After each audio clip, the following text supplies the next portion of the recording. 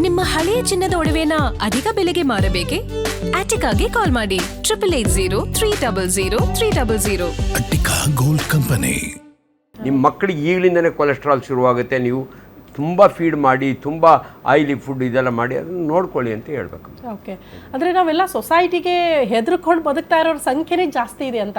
ಅದು ಒಂದು ಮಾತಿದೆಯಲ್ಲ ಡಾಕ್ಟರ್, ಈಗ ಒಂದು ಸೋಷಿಯಲ್ ಮೀಡಿಯಾದಲ್ಲಿ ಟ್ರೆಂಡಿಂಗ್, ಆ 4 ಜನ ಏನು ಹೇಳ್ತಾರೆ ನಮ್ಮ ಬಗ್ಗೆ, ಆ 4 ಜನ ನಮ್ಮ ಬಗ್ಗೆ ಏನು ಮಾತಾಡ್ಕೊಂಡ್ಬಿಡ್ತಾರೋ, ಆ ಸ್ಟ್ರೆಸ್ಸಲ್ಲೇ ನಾವು ಜೀವನ ಮಾಡ್ತಾ ಇದ್ದೀವಿ ಅಂತ ನನಗೆ ಅನಿಸ್ತಾ ಇದೆ ಮ್ಯಾಮ್. ಅದರಿಂದನೂ ಕೂಡ ಈ ಜಂಕ್ ಫುಡ್ ತಗೊಳ್ಳೋದು ಜಾಸ್ತಿ ಆಗ್ತಿದೆ. ಸ್ಟ್ರೆಸ್ನ ಕಡಿಮೆ ಮಾಡೋದಕ್ಕೆ ನೀವು ಪ್ರಾಣಾಯಾಮನೋ ಅಥವಾ ಬೇರೆ ಇನ್ನೇನೋ ಮೆಡಿಟೇಷನ್ನು ಅಥವಾ ಬೇರೆ ನೇಚರ್ ವಾಕಿಂಗೋ ಮಾಡಿ ಅಂದರೆ, ಇಲ್ಲ ಅವರಿಗೆ ಜಂಕ್ ಫುಡ್ ತಿಂದು ಸ್ಟ್ರೆಸ್ ಕಡಿಮೆ ಆಗುತ್ತೆ ಅನ್ನೋದು. ಯಾಕಂದರೆ ಅದು ಆಬ್ವಿಯಸ್ಲಿ ಅವ್ರಿಗೆ ಏನಾದರೂ ಈಗ ಬಾಯಿಗೆ ಏನೋ ತಿನ್ನಬೇಕು, ಚೆನ್ನಾಗಿ ಅನಿಸುತ್ತೆ, ಖುಷಿ ಆಗುತ್ತೆ.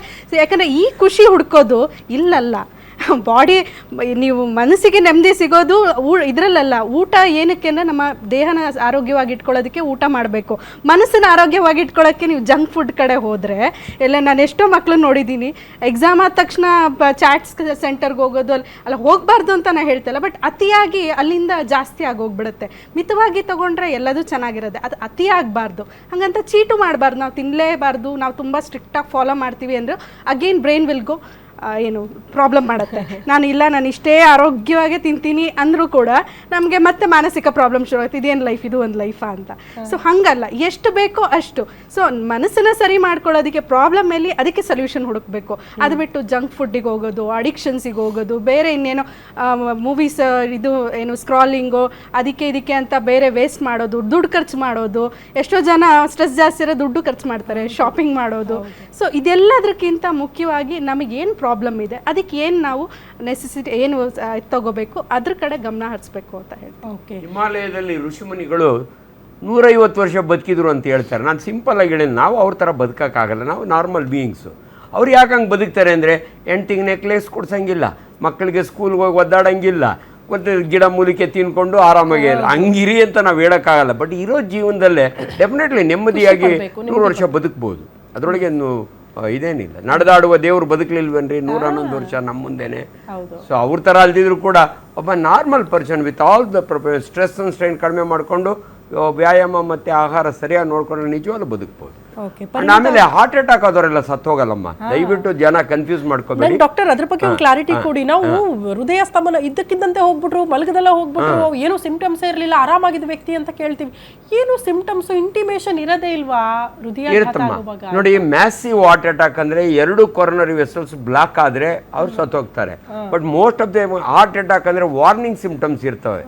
ದಯವಿಟ್ಟು ನಿಮ್ಗೆ ಏನು ಹೊಟ್ಟೆ ಉರಿ, ಎದೆ ನೋವು, ಎಡಗಡೆ ಹೋಯ್ತು, ದವಡೆಗೆ ಹೋಯ್ತು, ಸಿಂಪ್ಟಮ್ಸ್ ಇರುತ್ತಮ್ಮ. ನಾನು I was on my scooter to college day celebration Kempegowda. I was an assistant professor. ಓದ್ತಾ ದಾರಿ ಒಳಗೆ ಯಾಕೋ ಅನ್ಕಂಫರ್ಟಬಲ್ ಅಂತು, ನಿಲ್ಲಿಸಿದೆ, ಕಣ್ವ ಒಳಗೆ ಒಂದು ECG ಮಾಡಿಸಿದೆ. ECG showed some changes. Next day morning Jayadev ಹೋಗೋದೆ, ಒಂದು ಆ್ಯಂಜಿಯೋ ಮಾಡಿ. ಆಮೇಲೆ ದಯವಿಟ್ಟು ಜನಗಳು ಈಚೆಗೆ ತುಂಬ ಮಿಸ್ಲೀಡ್ ಆಗ್ತಿದ್ದಾರೆ. ಯಾರು ನಿಮ್ಗೆ ಅನ್ನೆಸರಿ ಆಂಜಿಯೋಗ್ರಾಮ್ ಮಾಡಲ್ಲ.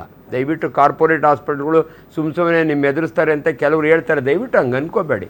ನಿಮ್ಮ ಆರೋಗ್ಯ ನೋಡಿ, ನಾನೇ ನಿಮ್ಮ ಮುಂದೆ ಎಕ್ಸಾಂಪಲ್. ಅವತ್ತು ನಾನು ಯಾಮಾರಿದ್ರೆ ಇವತ್ತು ನಿಮ್ಮ ಮುಂದೆ ಕೂತಿರ್ತಿರಲಿಲ್ಲ. Angio showed some changes. Immediately ನಾನು ಹೋದೆ, I got my triple vessel bypass, I am happy. So ದಯವಿಟ್ಟು ಒಬ್ಬರೋ ಇಬ್ಬರೋ ಯಾರೋ ಡಾಕ್ಟ್ರುಗಳು ಹಂಗೆ ಮಾಡ್ತಾರೆ ಅಂತ ಎಲ್ಲ ಡಾಕ್ಟ್ರು ಹಂಗೆ ಮಾಡಲ್ಲ. ನಾನೊಬ್ಬ ವೈದ್ಯನಾಗಿ ನಾನು ನಮ್ಮ ವೃತ್ತಿ ಧರ್ಮದಿಂದ ಒಂದು ಮಾತು ಹೇಳ್ತೀನಿ. ಇವತ್ತು ತುಂಬ ಜನ ಇವ್ರಿಗೆ ಮಿಸ್ಲೀಡ್ ಮಾಡ್ತಾರೆ, ಅದು ಮಾಡಬೇಡ, ಇದು ಮಾಡಬೇಡ, ಡಾಕ್ಟ್ರ್ ಹತ್ರ ಹೋಗಬೇಡ, ಅಲ್ಲೋಗಿ ಇದು ಮಾಡು ಅಂತ. ದಯವಿಟ್ಟು ಇದನ್ನು ತಿಳ್ಕೊಳ್ಳಿ. ವಿಜ್ಞಾನನೇ. ನಾವು 3 ಜನ ವಿಜ್ಞಾನಿಗಳು ಕೂತ್ಕೊಂಡು ಮಾತಾಡ್ತಾ ಇದ್ದೀವಿ. ದಯವಿಟ್ಟು ಅದಕ್ಕೋಸ್ಕರಾಗಿ ಬಿ ಕೇರ್ಫುಲ್. ಪರಿಣಿತ ಅವರೇ, ಹಾಗಾದರೆ ಹೇಗೆ ಯಾವುದು ವಿಚ್ ಇಸ್ ಗುಡ್ ಅಂತ, ಯಾವ ಫುಡ್ಡನ್ನು ನಾವು ಅಳವಡಿಸ್ಕೊಂಡ್ರೆ ನಮ್ಮ ಹೆಲ್ತಿ ರೊಟೀನನ್ನು ನಾವು ಮೇಂಟೈನ್ ಮಾಡಬಹುದು, ನಮ್ಮ ಲೈಫ್ ಸ್ಟೈಲನ್ನು ಯಾವ ರೀತಿ ಇಂಪ್ರೂವ್ ಮಾಡ್ಕೊಳ್ಬೇಕು, ಏನು ಸಜೆಸ್ಟ್ ಮಾಡ್ತೀರಿ ಜನರಿಗೆ ನೀವು ಅಂತ? ಎಷ್ಟಾಗುತ್ತೆ ಅಷ್ಟು ನಿಮ್ಮದು ತರಕಾರಿಗಳನ್ನ ಸ್ವಲ್ಪ ಜಾಸ್ತಿ ತಿನ್ನಿ. ಬಿಕಾಸ್ ಇವಾಗ ಏನು ನಮ್ಮದು ಫುಡ್ ಹ್ಯಾಬಿಟ್ ಹೇಗಿದೆ ಇಂಡಿಯನ್ಸ್ ಅಂದರೆ, ಫುಲ್ಲು ಒಂದು ಗುಡ್ಡೆ ಅಷ್ಟು ರೈಸ್ ಹಾಕೋತಾರೆ, ಜೊತೆಗೆ ಸ್ವಲ್ಪ ನಂಚ್ಕೊಳ್ಳೋಕ್ಕೆ ವೆಜಿಟೇಬಲ್ಸ್ ಅಥವಾ ಪ್ರೋಟೀನ್ ಹಾಕೋತಾರೆ. ಆ ಥರ ಮಾಡೋದು ಬೇಡ, ಉಲ್ಟಾ ಮಾಡೋಣ. ಇನ್ಮೇಲಿಂದ ಅಟ್ಲೀಸ್ಟ್ ಟ್ರೈ ಮಾಡಲಿ. ಜಾಸ್ತಿ ವೆಜಿಟೇಬಲ್ಸ್ ತೊಗೊಳ್ಳಿ, ಸ್ವಲ್ಪ ಪ್ರೋಟೀನ್ ತೊಗೊಳ್ಳಿ, ಅದಕ್ಕಿಂತ ಕಡಿಮೆ ಕಾರ್ಬೋಹೈಡ್ರೇಟ್ಸ್ ಅಂದರೆ ಚಪಾತಿ ಅಥವಾ ರೈಸ್ ಅಥವಾ ಗೋಧಿ ನುಚ್ಚಾಗಲಿ ಮಿಲೆಟ್ಸ್ ಆಗಲಿ ಅದೆಲ್ಲ ಸ್ವಲ್ಪ ಕಡಿಮೆನೇ ಇರಲಿ. ಜೊತೆಗೆ ಸ್ವಲ್ಪ ಮೊಸರು ಅಟ್ಲೀಸ್ಟ್ ಆ ಥರ ತೊಗೊಳ್ಳಿ. 3 ಹೊತ್ತು ಕೂಡ ಅದೇ ಥರನೇ. ಈಗ ಇಡ್ಲಿ ತೊಗೊಂಡ್ರೆ ಅದ್ರ ಜೊತೆ ಏನು ವೆಜಿಟೇಬಲ್ಸ್ ಹಾಕೊಳ್ಳೋದಂತ ಬೇಡ. ಮನೇಲಿ ಏನಾದ್ರು ಮಾಡಿರೋ ಪಲ್ಯ ಮಿಕ್ಕಿದ್ರೆ ಅದನ್ನೇ ತೊಗೊಳ್ಳಿ ಸ್ವಲ್ಪ ಜಾಸ್ತಿ. ಆ ಥರ ಮಾಡಿಕೊಂಡು ಸರಿಗೆ ನೀರು ಕುಡ್ದು ಮತ್ತು ಸರ್ ಹೇಳ್ದಂಗೆ ಅಟ್ಲೀಸ್ಟ್ ಒಂದು 20 to 25 ಮಿನಿಟ್ಸ್ ಮ್ಯಾಕ್ಸಿಮಮ್ 30 ಮಿನಿಟ್ಸ್ ಆದರೂ ವಾಕಿಂಗ್ ಇರಲಿ. ಸೆಡೆಂಟ್ರಿ ಲೈಫ್ ಸ್ಟೈಲಲ್ಲಿ ಇರಬೇಕಾದ್ರೆ ನಿಮಗೆ ಪದೇ ಪದೇ ಈಚೆ ಕಡೆ ಹೋಗೋಕ್ಕಾಗಲ್ಲ ಅಂದರು ಇಷ್ಟೇ ಜಾಗದಲ್ಲಿದ್ದರೂ ಡಯಾಗ್ನಲ್ ಏನಾದರೂ ಓಡಾಡಿ. ಅದನ್ನು ನಾವು ನೀಟ್ ಅಂತ ಹೇಳ್ತೀವಿ, ನಾನ್ ಎಕ್ಸಸೈಸ್ ಆ್ಯಕ್ಟಿವಿಟಿ ಥರ್ಮೋಜೆನೆಸಿಸ್ ಅಂತ. ಅದು ಅಟ್ಲೀಸ್ಟ್ ನಾವು ಹೀಗೆ ಮೂವ್ಮೆಂಟ್ ಮಾಡ್ತಾಯಿದ್ರು ಕೂಡ ಒಂದಷ್ಟು ಕಾರ್ಬೋಹೈಡ್ರೇಟ್ಸ್ ಎಲ್ಲ ಅದು ಬರ್ನ್ ಮಾಡ್ತಾ ಇರುತ್ತೆ, ಫ್ಯಾಟ್ ಕೂಡ ಬರ್ನ್ ಆಗ್ತಾ ಇರುತ್ತೆ. ಕಂಟಿನ್ಯೂಸ್ಲಿ ಕೂತ್ಕೊಳ್ಳೋದು ಬಿಟ್ಬಿಟ್ಟು ಕಡಿಮೆ ಸ್ಪೇಸ್ ಇದ್ದರೂ ಕೂಡ ಎಷ್ಟಾಗುತ್ತೆ ಅಷ್ಟು ಓಡಾಡಿ. ಮತ್ತು ಕಾಲಲ್ಲಿದ್ದರೆ ಒಂದೇ ಕಡೆ ಕೂತ್ಕೊಂಡು ಮಾತಾಡೋದು ಬೇಡ, ಓಡಾಡ್ಕೊಂಡಾದರೂ ಮಾತಾಡಿ. ಸ್ವಲ್ಪ ಸ್ಟೇರ್ಸ್ ತೊಗೊಳ್ಳಿ ಲಿಫ್ಟ್ಸ್ ಬದಲು. ಈ ಥರ ಸ್ವಲ್ಪ ಚೇಂಜಸ್ ಮಾಡಿ. ಜೊತೆಗೆ ಅಟ್ಲೀಸ್ಟ್ 6 to 7 ಅವರ್ಸ್ ನಿದ್ದೆ ಇರಲೇ ಇರಲಿ. ಜೊತೆಗೆ 1 ಅವರ್ ಮುಂಚೆ ನೀವು ಮೊಬೈಲ್ TV ಎಲ್ಲದೂ ಪಕ್ಕಕ್ಕೆ ಇಟ್ಬಿಟ್ಟು ಅಟ್ಲೀಸ್ಟ್ ಒಂದು ಬುಕ್ ಓಪನ್ ಮಾಡ್ಕೊಂಡು ಮಲ್ಕೊಳ್ಳಿ. ಆ ಟೈಮಲ್ಲಿ ಮಲ್ಗೋಕ್ಕಿಂತ ಮುಂಚೆ ನಿಮ್ಮ ಬ್ರೈನ್ ಸ್ವಲ್ಪ ಕಾಮ್ ಆಗುತ್ತೆ. ನೀವು ಓಪನ್ ಮಾಡಿದರೆ ನೀವು ಮೊಬೈಲ್ ಕಂಟಿನ್ಯೂಸ್ಲಿ ನೋಡ್ತಾ ಇದ್ದರೆ ಮಲ್ಗಾದ್ಮೇಲೂ ಕೂಡ ನಿಮ್ಮ ಬ್ರೈನ್ ಆ್ಯಕ್ಟಿವಿಟಿ ನಡೀತಾನೆ ಇರುತ್ತೆ. ಆ್ಯಂಪಲ್ ಅಮೌಂಟ್ ಆಫ್ ರೆಸ್ಟ್ ಸಿಗಲ್ಲ. ಸೊ ರೆಸ್ಟ್ ಸ್ಟ್ರೆಸ್ನ ಕಡಿಮೆ ಮಾಡಿಕೊಂಡು ರೆಸ್ಟ್ ಚೆನ್ನಾಗಿ ಮಾಡಿ ಊಟ ಟೈಮ್ಗೆ ಮಾಡಿಕೊಂಡ್ರೆ ಅಷ್ಟು ಸಾಕು. ಸಿಟಿ ಲೈಫಿಗೆ ಎಷ್ಟು ಸೂಟಬಲ್ ಅಂದರೆ ಅವ್ರು ಹೇಳಿದ ಮಾತು ಇದು ಸತ್ಯ. ನಾನು ಭಾಳ ಸಾರಿ ಸಿಂಪಲ್ಲಾಗಿ ಹೇಳ್ತೀನಿ, 4 ಟೀ ನೆನಪಿಡಿ ಅಂತ. ಕನ್ಫ್ಯೂಸ್ ಆಗ್ತಾರೆ, 4 ಟೀ ಕುಡಿಬೇಕಾ? ಇಲ್ಲಮ್ಮ, 4 ಟೀ ಅಂದರೆ ತಟ್ಟೆ ತುಂಬ ತರಕಾರಿ ತಿನ್ನಿ. ಎಷ್ಟು ಸಿಂಪಲ್ ನೋಡಿ. 2 ಇಡ್ಲಿ ಇದ್ರೆ ಇಷ್ಟು ತರಕಾರಿ ತಿನ್ನಿ, ಎನಿಥಿಂಗ್ ತಿನ್ನಿ, ಅದ್ರ ಜೊತೆ ಸೊಪ್ಪು ತರಕಾರಿ ಬೇರೆ. ಆಮೇಲೆ ಈ ಕೂತ್ ಕಡೆನೇ ಕೂತು ಹಿಡ್ದಿರ ರೂಮಲ್ಲೇ ಓಡಾಡಿ ಅನ್ನೋ ಕಾನ್ಸೆಪ್ಟ್ ಇದೆಯಲ್ಲ. ನಾನೇನು ರೋಡ್ಗೆ ಹೋಗಲ್ಲ ವಾಕಿಂಗ್ ಮಾಡೋಕ್ಕೆ, ನಮ್ಮ ಮನೆ ಮೇಲೆ ರೂಪ್ ಮೇಲೆ 35 ನಿಮಿಷ ವಾಕ್ ಮಾಡ್ತೀನಿ. ಇದು ಭಾಳ ಜನಕ್ಕೆ ಅರ್ಥ ಆಗಬೇಕಿದು. So sedentary life is the worst life. ಬನ್ನಿ, ಸೊಪ್ಪು ತರಕಾರಿಗಳು ಜಾಸ್ತಿ ತಿನ್ನಿ, ನೀರುಗಳು ಕುಡಿಯಲ್ಲಮ್ಮ. ಭಾಳ ಜನ water is very very important. Water and fibre ಇವೆರಡನ್ನ ದಯವಿಟ್ಟು ಜನಗಳು ನೆನಪಿಟ್ರೆ ಸೊ ಆರೋಗ್ಯದಲ್ಲಿ ನಿಜವಾಗ್ಲೂ ಕ್ರಾಂತಿ. ಎಸ್, ಫೈನಲಿ ನೈನಾ ಮ್ಯಾಮ್ ಏನು ಹೇಳ್ತೀರಿ? ಅದೇ ಮ್ಯಾಮ್, ಈಗ ಆರೋಗ್ಯವಾಗಿರೋದು ಅಂದರೆ ಫಿಟ್ ಆಗಿರೋದು ಅಂದರೆ ಬರೀ ಹೊರಗಡೆಯಿಂದ ಕಾಣುವಂಥದ್ದಲ್ಲ. ಸೊ ಒಳಗಡೆಯಿಂದನೂ ನಾವು ಫಿಟ್ ಆಗಿರಬೇಕು. ಭಾವನಾತ್ಮಕ ಆರೋಗ್ಯ, ಊಟ, ಈಗ ಸರ್ ಹೇಳ್ದಂಗೆ ಆ 4 ಟೀಸ್ ನೆನ್ಪಿಟ್ಕೋಬೇಕು. ಫೈಬರ್ ಅಂಶ ತುಂಬ ಒಳ್ಳೆಯದು, ವೆಜಿಟೇಬಲ್ ತೊಗೊಳ್ಳೋದು, ಹಾಗೆ ನಿದ್ರೆ, ನೀರು ಇವೆಲ್ಲದೂ ಚೆನ್ನಾಗಿದ್ದಾಗ ಮಾತ್ರ ನಾವು ಫಿಟ್ ಅಂತ ಅನ್ಸ್ಕೊಳ್ಳೋದು. ಅದನ್ನು ಹೇಳೋಕ್ಕೆ ಇಷ್ಟಪಡ್ತೀನಿ. ಅದ್ರ ಜೊತೆಗೆ ಈಗ ಡಾಕ್ಟರ್ ಒಂದು ಮಾತು, ಬಿಡ್ರಿ ಎಲ್ಲ ಲೈಫ್ ಸ್ಟೈಲ್ ಚೆನ್ನಾಗಿದ್ರು ಕೂಡ ಹಿಂಗೆ ಬರುತ್ತೆ ಅಂದರೆ ನಾವು ಕುಡಿತೀವಿ, ಧೂಮಪಾನ ಮಾಡ್ತೀವಿ, ಅಂಥವ್ರೆ ಆರಾಮಾಗಿದ್ದಾರೆ ಅಂತ ಕೆಲವರು ಹೇಳ್ತಾರೆ.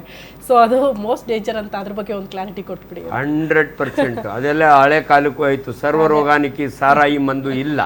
ವೇದ ಸುಳ್ಳಾದರೂ ಗಾದೆ ಸುಳ್ಳಾಗೋದು ಅಂತಾರೆ, ಕೆಲವು ಗಾದೆಗಳು ಸುಳ್ಳು. ಅದೆಲ್ಲ ತಪ್ಪು ಮಾಹಿತಿ. ಆ್ಯಂಡ್ ಡೆಫಿನೆಟ್ಲಿ ಯಾರೋ ಒಬ್ಬ ಸಿಗರೆಟ್ ಸೇದ್ಕೊಂಡು ಬದುಕಿದ ಅಂದರೆ ನೀವು ಬದುಕಲ್ಲ. ಆ್ಯಂಡ್ ಯಾರೋ ಒಬ್ಬರಿಗೆ ಚೆನ್ನಾಗಿದ್ದವರು ಹಾರ್ಟ್ ಅಟ್ಯಾಕ್ ಆಯಿತು ಅಂದರೆ ಎಲ್ರಿಗೂ ಆಗಲ್ಲ. ದಯವಿಟ್ಟು ಇದನ್ನು ಗಮನ. ಪಾಪ ಅನ್ಫಾರ್ಚುನೇಟ್ ಪುನೀತ್ ಮತ್ತು ಮೊನ್ನೆ ಇವರು ರಾಜ್ ಓದು ಇದ್ದು ನಮಗೂ ಹೊಟ್ಟೆ ಉರಿಯುತ್ತೆ.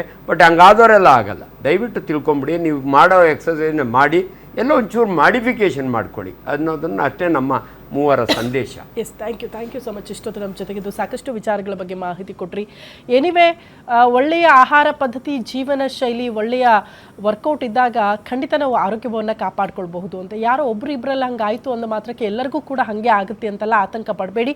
ಒಳ್ಳೆಯ ಆಹಾರ ಪದ್ಧತಿ, ಜೀವನ ಶೈಲಿಯನ್ನು ರೂಢಿಸ್ಕೊಳ್ಳಿ ಅಂತ ಎಕ್ಸ್ಪರ್ಟ್ಸ್ ಹೇಳ್ತಾ ಇರೋದು. ಆದಷ್ಟು ಆರೋಗ್ಯದ ಬಗ್ಗೆ ಕಾಳಜಿ ಕೊಡಿ.